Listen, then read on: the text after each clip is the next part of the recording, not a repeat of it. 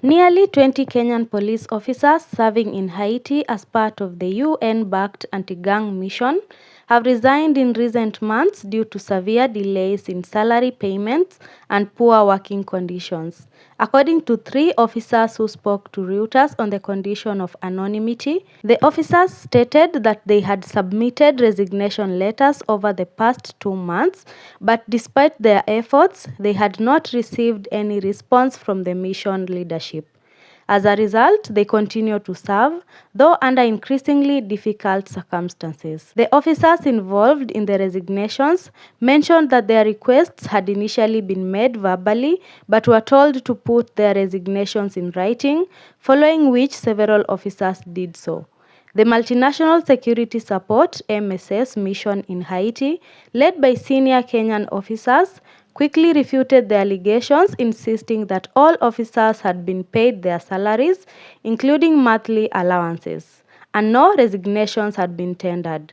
The MSS issued a statement after the Reuters article was published, categorically denying the claims and defending the status of its personnel.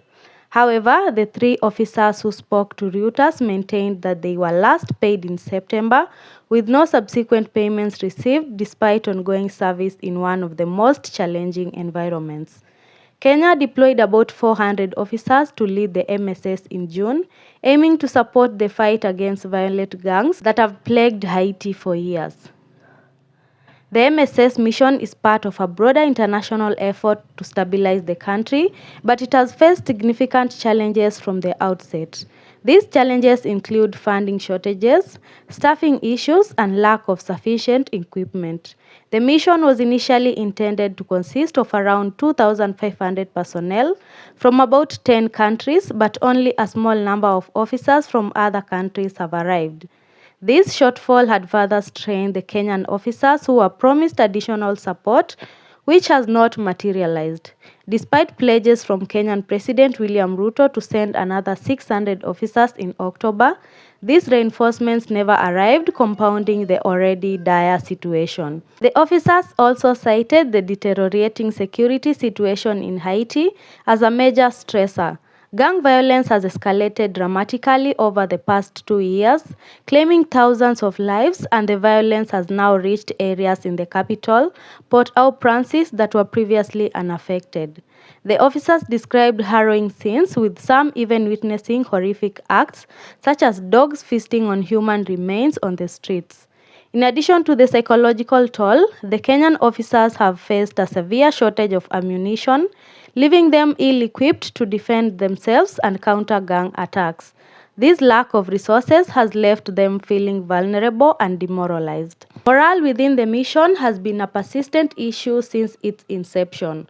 Officers have faced long delays in receiving pay and have struggled with shortages of basic equipment. In September, several officers told Reuters about the pay delays and the lack of sufficient resources to carry out their mission effectively. The United States has provided much of the funding for the MSS, and there have been ongoing discussions about converting the mission into a formal UN peacekeeping force. This move, however, has faced opposition from countries like China and Russia, who argue that the mission should be allowed more time to stabilize and the situation in Haiti before a peacekeeping force is introduced. The deteriorating situation in Haiti was further exacerbated last month when the country's National Transition Council removed the prime minister appointed only 6 months earlier and replaced him with a new leader, Alex Didier Fils-Aime. The political instability, combined with the worsening gang violence, has contributed to an increasingly volatile environment for both the police officers on the ground and the Haitian population at large. In response to the situation, the Kenyan police force has faced criticism over its handling of the mission, but as for now, there has been no official statement from the National Police spokesperson or further updates on the status of resignation letters. The future of the MSS in Haiti remains uncertain, with many questioning the ability of the mission to continue without addressing the fundamental issues of pay, equipment shortages, and the escalating violence. What are your thoughts? Let's have a conversation. Thank you for watching. Like and subscribe. See you in the next one.